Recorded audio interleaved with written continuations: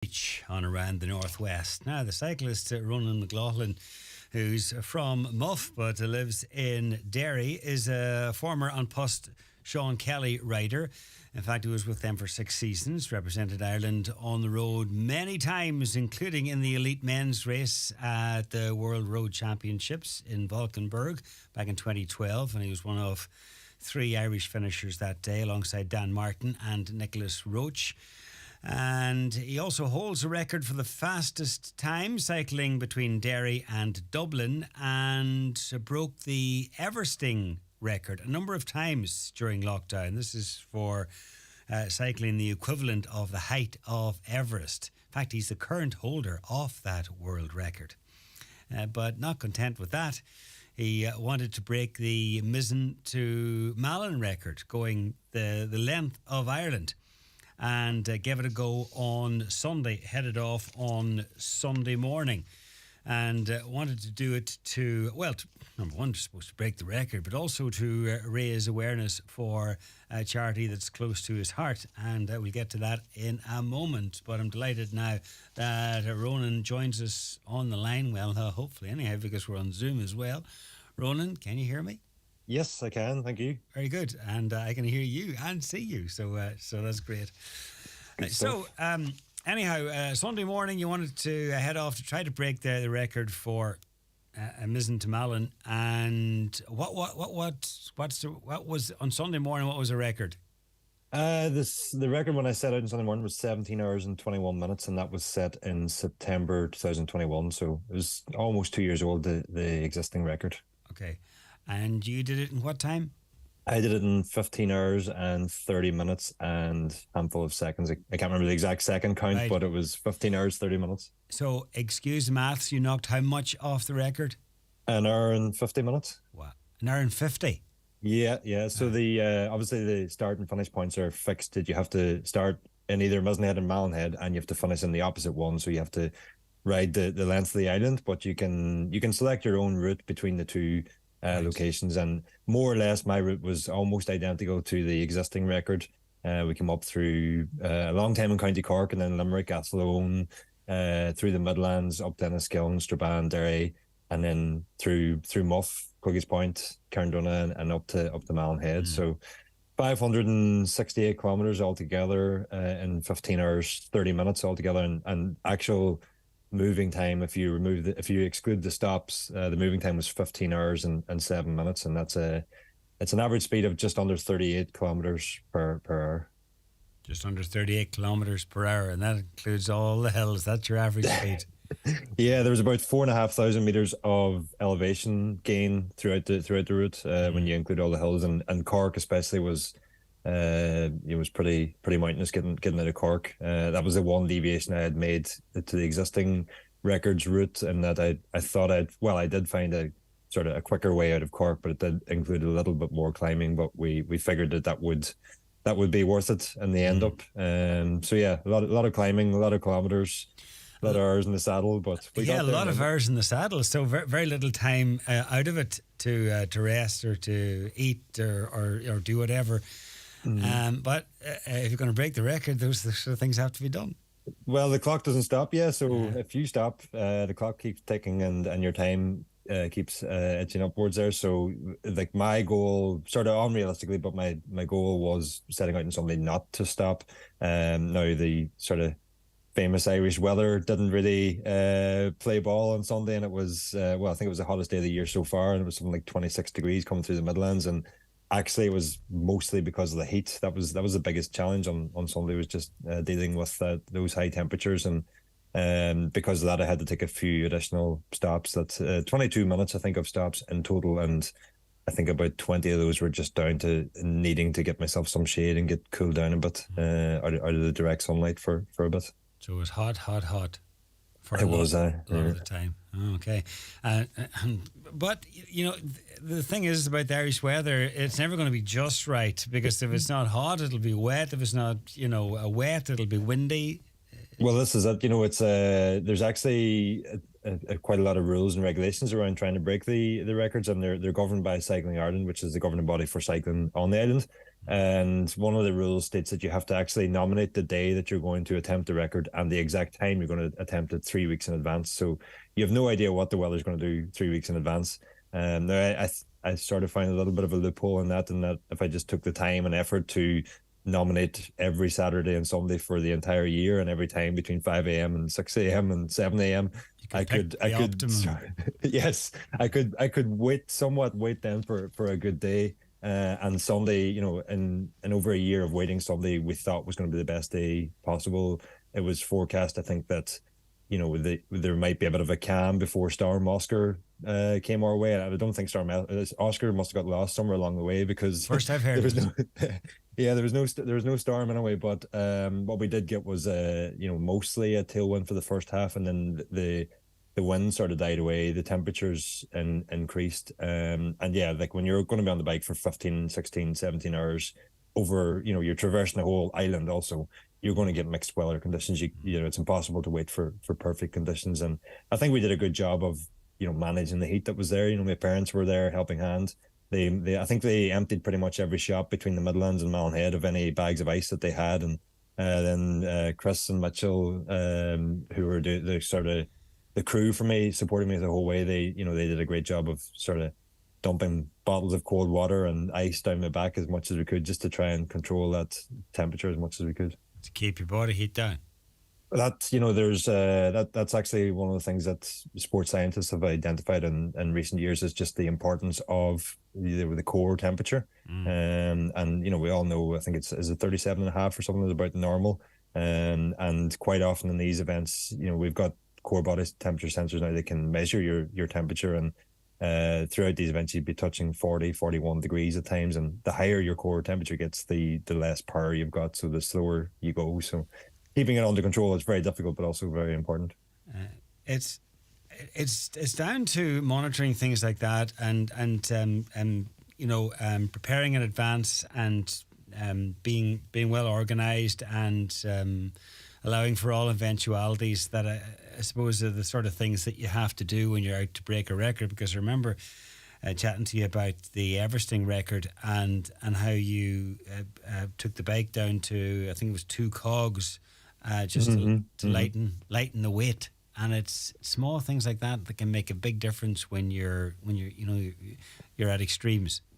Yeah, like I'm a reporter for a cycling website, escapecollective.com, and I've spent all morning just writing up all the sort of granular detail that we went into to try and optimize the bike and the equipment and the clothing and the helmet. And there was very, very little left to chance, because all that tech offers a second here, a second there over a short distance. But when you're doing 560 kilometers, it could add up to minutes of gains or losses depending on what way you go. So yes, the bike is incredibly important as well. Like, and I was very lucky to have the bike that I have there.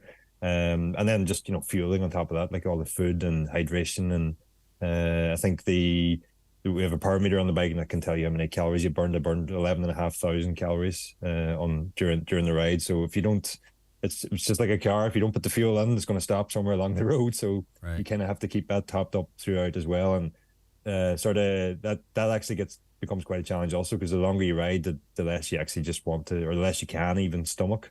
So just getting the fuel in is a bit of a challenge also. So what was the hardest part? Was it physical or psychological, and where was it? I think in terms of physical effort, it's not like a sprint finish or something like that where you're going as hard as you can. It's a much steadier pace. So physically, it's not that tough. But then the heat on Sunday made for a big challenge. That was probably the hardest point. And then that directly sort of links into, the more you're overheating, and it was actually like the tarmac was radiating the heat back up at me. You could just feel that it was very, very tough. And that then becomes a psychological challenge off the back of it. So, when I was coming through Enniskillen with still 200 kilometers to go or whatever it was, and I didn't know if I was going to make the other side of Enniskillen, that was tough. But at the same time, I was fairly adamant that I never wanted to have to do this again. So you kind of buckle the head down and get on with it. And when you're going through towns, do you have to allow for things like traffic lights and traffic at roundabouts and just work with them, or Yes, all the around rules of the them. road fully apply. Like, and we had no, I had a support car behind me, but we had no lead support, so there was no road closures or so. Yeah, full Right, rules of the road still right. apply. Well, when you've knocked just under 2 hours off the existing record, there's a good chance that it'll stand for a while. So, but it's Well, yeah, however long it stands, it's nice to have had it yeah, at some point. So, yeah. I personally would like to see, maybe the rules relaxed a little bit because at the moment they're very, very like given how good a day I got when I broke the Derry to Dublin record last year, it makes it almost impossible now for someone to attempt that record because I had such a lucky day in terms of weather forecast. So I would like to see the rules relaxed a little bit and maybe in line with the way other organizations work, and that might just inspire more people to maybe attempt these records. And rather than hold something forever, I would rather see more riders attempt the records and make better. Well, it's just I would find that fascinating as well. Just watch other riders attempt the records also. So maybe allow them to specify a number of days rather than one day. That'll be one thing. That's one of the things I had identified. Yeah, like if rather than setting an exact day and time that you have to start at, if it even was just you had a 3-day window, and you could start at any time within that window. Okay. You're the other element of it for me is that had there been a storm, Oscar, whatever that was or wasn't, on Sunday morning, if I'd gone the whole way to Cork and couldn't wait an hour for it to pass, then perhaps there's a safety issue there, and taking the risk to start in conditions that maybe aren't just safe, just because you have to get referees on site and timekeepers on site, and your crew has come the whole way down to Cork, and there's a lot of organising and a lot of other people's time involved in these things that isn't always easy to. Or, it's much appreciated. I want to put it that way. Just for the record, by the way, what is the record from Derry to Dublin? So I actually did it. Sorry, Dublin to Derry direction. Oh, You can okay. attempt these records in either direction, and it's 5 hours and 14 minutes. Wow. So, Right. yeah, it was that was a 60-year-old record, that one. So I had a little bit of technological advancement on my side over the past 60 years, but also the road network is sort of the route is actually a lot longer now because you can't take the same route that used to exist. So I'm at least telling myself that balances out in the long run. Who knows? Well, I think on occasion in heavy traffic, it's taken me that long to drive it. So well done. So you hold both those records from Dublin to Derry and also from Mizzen to Malin. And I want to touch on something that you're keen to highlight because you did it to raise awareness and indeed some funds for a charity that's close. Well, in a way, it's a foundation and a charity that's close to your heart, and it's to do with your daughter. Tell us about that. My daughter has a severe nut and raw egg allergy, and we've unfortunately had a few scares where she's taken very serious reactions to those allergens. So I just wanted to. I've heard about nut allergies, but raw egg. That means that if a raw egg is cracked in the presence of your daughter, severe reaction. And that's exactly how we found out. I accidentally broke an egg.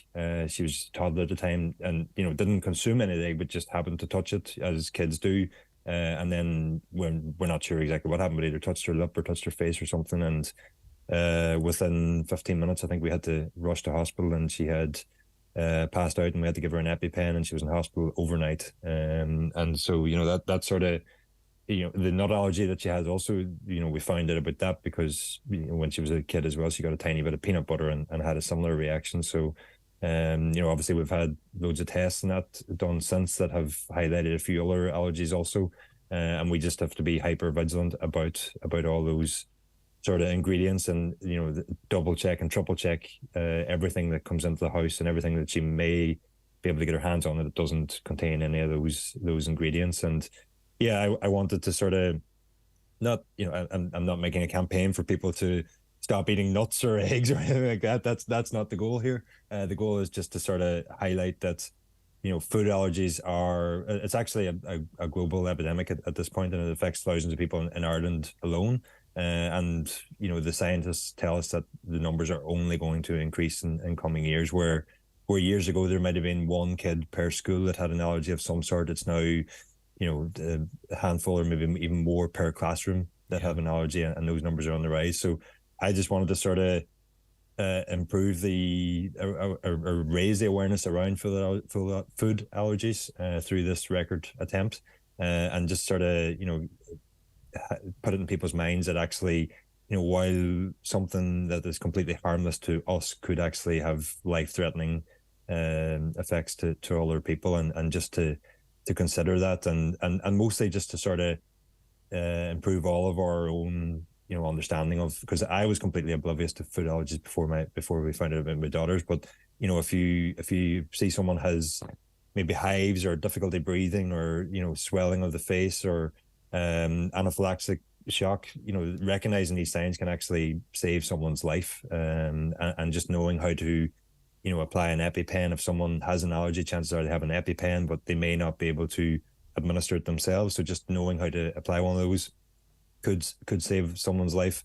And then also just trying to ask that we maybe have a little bit more consideration for people who may have food allergies. Like for me as a parent, my biggest fears are actually air travel, and we all want to bring our children away on planes, but a closed environment like that, thankfully a lot of the airlines in Europe are quite understanding, and they won't serve nuts if somebody on the flight has a nut allergy, for example. But other airlines are not as friendly, unfortunately. And we hear horror stories of other passengers who refuse to not eat nuts on a short flight, despite the fact that it could be life-threatening to someone else. So just things like that. And the other big fear for me as a parent is just actually our Irish hospitality. Like, it's fantastic, but if your kid has a nut allergy and goes out and someone hands them a Snickers bar, not knowing, trying to do something really nice, it could actually have life-threatening effects also. So good examples would be a lot of schools now where they ban nuts from the school, and they advise all the parents that please don't send anything with nuts in with your child in their lunchbox, just in case. And then the other extreme then would be an international airline who still serves nuts on the flight. And for me, I can't really understand the airline's position, because if anything, if something should go wrong and they would have to make an emergency landing, it's going to cost them a fortune. So that to me is a difficult one to understand. The schools are fantastic. Like my daughter's nursery and the primary school she's going to in September have both been fantastic. Her creche before that was also fantastic, and everybody has a great understanding. I think part of the message I wanted to get out there was actually when, if you are sitting on an airplane and there's an announcement about an nut allergy, just that we do take it seriously. And if you do get a notification home from school that, we're not sending nuts in, I certainly didn't, before my daughter was born, consider the ingredients of different foods. And, it's very, very easy to miss an ingredient that actually could be life-threatening. So just, not trying to heap workload onto others, but just a quick thought for what is going on to schools also could make a life-saving difference. And just to mention the two charities, one was the Natasha Foundation, which was established in honor of Natasha Edenin, she was a teenager who tragically died after suffering an allergic reaction, and the other was Red Sneakers for Oakley, and similar story there. Unfortunately, a kid lost his life after an allergic reaction. And part of their awareness campaign is International Red Shoes Day, and that was kind of why I wore red shoes on Sunday for the record attempt, to sort of tie in that. And hopefully anytime a picture of that record comes up, if the red shoes are seen, someone will remember the message behind them. Great. Well, listen, congratulations once again. I never even got to talk about your mishap last year, and that you missed a lot of the year from cycling, broke your leg at two places, I think they lost count how many places it was broken, but right. It was the fibia and the tibia, so that's top and bottom, is it? It was a tib and fib, but they were broken a couple of places each. All right. But I had great care and was well looked after in Altnagalvin, and they put on one of those hideous looking frames that held my leg together, and I thought would be a disaster, but actually turned out to be the best thing they could have done. So I was back on the bike within 4 months, and never looked back. Well, no, obviously.